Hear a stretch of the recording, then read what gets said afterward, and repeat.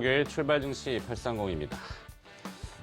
수요일 뉴욕 금융시장은 이 데니얼 타를로 연방준비제도 이사의 발언에 힘입어서요. 브렉시트 우려가 좀 다소 완화됐고 이래서 상승을 일단 마감했습니다. 이 타를로 이사는 이렇게 표현했네요. 세계 금융 시스템이 브렉시트 충격에 대한 준비가 합리적으로 잘 되어져 있다. 이렇게 언급했고요. 브렉시트에 따른 거시 경제 상황이 어떻게 변화할지는 지켜봐야지 된다. 그러니까 시간을 두고 봐야 된다는 이야기를 했습니다. 삼성전자 2분기 영업이익이 나왔군요. 네, 8조 1천억 나왔습니다. 시장 컨센서스보다 다소 위쪽인 것 같은데요. 일단 호실적이라고 봐야 되겠죠. 영업이익이 8조면 9개 분기 만에 다시 영업이익이 8조 원대 진입한 걸로 현재 파악이 됩니다. 일단 시장에 큰 도움이 좀 됐으면 하는 바람이고요. 요 관련된 내용은 잠시 후에 다시 한번 자세하게 알려드리도록 하겠습니다. 일단 속보를 통해서 여러분께 알려드립니다. 삼성전자 2분기 잠정 영업이익은 8조 1천억. 네. 자, 뉴욕 증시는 헬스케어 업종이 올랐습니다. 1.2% 올랐고요. 에너지 업종도 상승 반전에 성공하는 그런 요인이 됐습니다. 일단 뉴욕 증시는 브렉시트에 따른 그런 위축된 상황을 한풀 좀 벗어내는 모습을 나타냈습니다. 채권 시장은 6월 FOMC 회의록이 공개가 됐는데요. 일단 공개 이후에 스위치 업 모드. 그러니까 스위치를 꺼버렸다는 얘기가 되겠죠. 채권 가격은 변동이 없었고요. 채권 수익률도 변동이 없습니다. 6월 FOMC 회의록에서는 브렉시트 불확실성이 상당히 큰 편이다. 그래서 금리 인상에 신중을 기해야 된다라고 강조했다 그럽니다. 채권 시장 반응은 향후 또 추이를 봐야 될 것 같습니다. 달러는 5월에 미국의 무역 적자 폭이 예상보다 커져서 약세로 기울었고요. 달러 인덱스는 0.119포인트 내린 96.053포인트. 네, 유로화는 소폭 반등했습니다. 24핍이 올랐고요. 1.11099달러 이렇게 나왔습니다. 지금 화면 자막에 속보로 삼성전자 2분기 실적 계속 나오고 있죠. 네, 기대치 이상으로 나왔습니다. 자, 계속 국제금융시장을 풀이를 해보면은 엔화 강세가 지속되고 있습니다. 표면적인 이유는 미국과 일본의 금리 격차가 줄어들고 있기 때문에 이렇게 엔화가 강세를 가는 것 같고요. 수급적인 요인은 이 와타나베 부인의 거래 청산. 그러니까 미국과 일본의 금리 격차가 크면은 엔화를 팔아가지고 미국 달러화를 사서 다른 데 펀딩하는, 그래서 엔화가 약세를 되는 경우가 있었는데 지금은 그 거래가 좀 매력이 없다는 거죠. 그래서 와타나베 부인들이 청산을 하기 때문에 엔화가 강세로 기울고 있고요. 달러의 환율은 0.41엔이 더 떨어져서 101.29엔 이렇게 나타냈습니다.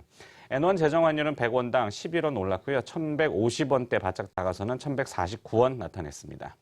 중국 위안화는 계속 약세를 보이고 있습니다. 중국 영내 위안은 6.69위안, 역외 위안도 마찬가지로 6.69위안대에 나타내고 있고요. 연중 최고치를 다시 경신하는데 위안화 약세를 얘기하는 겁니다. 환율은 오르면은 우리처럼 비슷하게 원화 약세, 위안화 약세 이렇게 되는 거니까요. 자, 뉴욕 유가는 전일 낙폭 과대에 따른 반발 매수로 반등했고요. WTI 8월물 인도부는 83센트 오른 배럴에 47달러 43센트. 네, 유가가 오르니까 어제 에너지 업종이 좀 반등했고요. 그래서 뉴욕 증시 반등에 또 일조했다고 말씀드렸습니다. 금값은 계속 강합니다. 어제도 올랐고요. 뉴욕 상품거래소에서 8월물 금 가격은 8달러 40센트 오른 온스당 1367달러까지 지금 가고 있습니다. 자, 오늘 마켓 키워드는요. 어제 좀 과민 반응했다는 표현을 하고 싶습니다. 좀 맞는 얘기죠. 오늘 아침에 이제 개장을 해봐야 되겠습니다만 일단은 너무 과도하게 떨어졌어요. 포스트 브렉시트라는 표현이 이제 외신을 통해서 도배가 됐는데 브렉시트 후유증이죠. 글쎄 내용들을 깜꼼히 이렇게 찬찬히 훑어보면은 별다르게 새로운 내용들은 없습니다. 분명히 브렉시트가 호재는 아니지만 그렇다고 당장에 걷잡을 수 없는 파국으로 치닫지는 않을 것이다라는 게 대충의 중론이고요. 영국의 부동산 펀드들 환배 중단 소식은 좀 과도하게 포장돼서 재생산되는 면이 없잖아 있었습니다.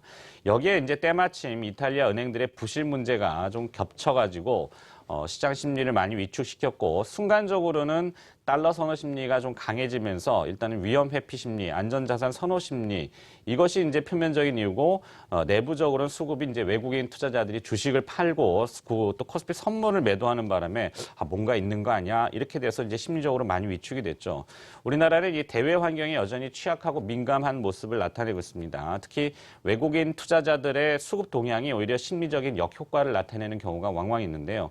너무 눈에 보이는 것만 치중하지 마시고요. 실제 우리 우려했던 영국계 자금의 이탈은 좀 미미하다고 그럽니다.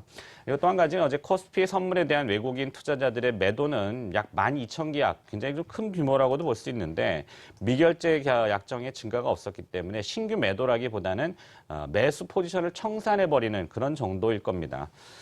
포지션을 뭐 좀 정리하고 좀 보겠다는 그들의 의중이겠죠. 자, 결론적으로는 어제의 하락은 다소 과민 반응의 측면이 있기 때문에 오늘은 일정 부분 되돌림이 있을 것이다라고 생각이 들어지고요. 삼성전자의 호실적에 힘입어서 좀 반등이 강했으면 하는 바람도 가져봅니다.